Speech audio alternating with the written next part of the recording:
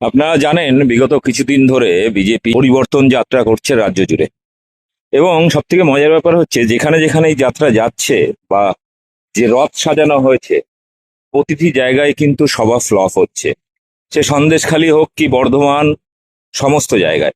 গতকাল বহরমপুরের টেক্সটাইল মোড়ে সভা ছিল, সেখানে জগন্নাথ সরকার, রূপা গাঙ্গুলি থেকে শুরু করে বিজেপির তাবড় তাবড় নেতারা ছিলেন, কিন্তু সেইটাও ফ্লপ হয়েছে। মঞ্চে কিছু নেতাকর্মী থাকলেও চেয়ার সম্পূর্ণ ফাঁকা।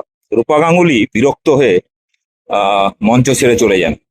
আপনাদের দেখাবো সেই কিছু ভিডিও ফুটেজ এবং রিপোর্ট, দেখুন এবং ব্যাপক শেয়ার করুন। রাগ দেখিয়ে বিজেপির মঞ্চ ছাড়লেন রূপা গাঙ্গুলি। রথের গাড়ির জোরালো আলোতে মেজাজ হারালেন তিনি এবং নেতা কর্মীদের হতাশ করে মঞ্চ ছাড়লেন, এমনটাই জানা যাচ্ছে।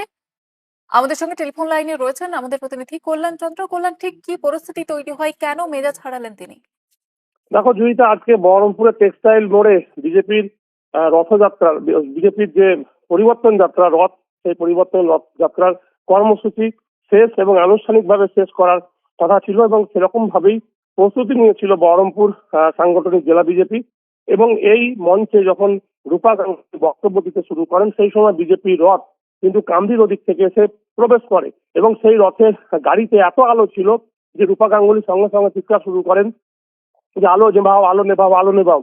কিছুক্ষণ পর আলো নেভানো হলেও রূপা গাঙ্গুলি মেজাজ হারিয়ে ফেলেন। এরপরেই মঞ্চ থেকে তিনি বেরিয়ে চলে যান।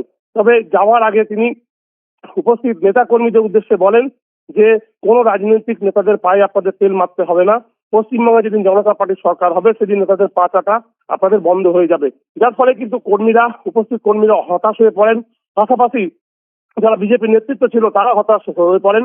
এবং সবচেয়ে বড় কথা, বিজেপি সাংসদ জগন্নাথ সরকার সেখানে উপস্থিত ছিলেন।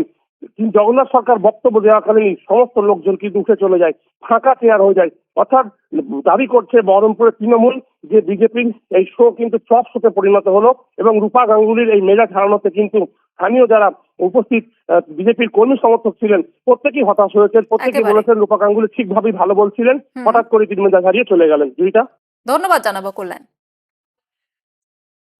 হোক, তাই আমরা আওয়াজ তুলেছি বিভিন্ন জায়গায়, বাঁচতে চাই বিজেপি, চাই বাঁচতে চাই পাল্টানো দরকার, চাই বিজেপি সরকার। শুধু বিজেপি সরকার বললে হবে না, তাহলে গন্ডগোল হয়ে যাবে। পাল্টানো দরকার, চাই পরিবর্তন হোক, তাই আমরা আওয়াজ তুলেছি বিভিন্ন জায়গায়, বাঁচতে চাই বিজেপি, চাই বাঁচতে চাই পাল্টানো দরকার, চাই বিজেপি সরকার। শুধু বিজেপি সরকার বললে হবে না, তাহলে গন্ডগোল হয়ে যাবে। পাল্টানো দরকার।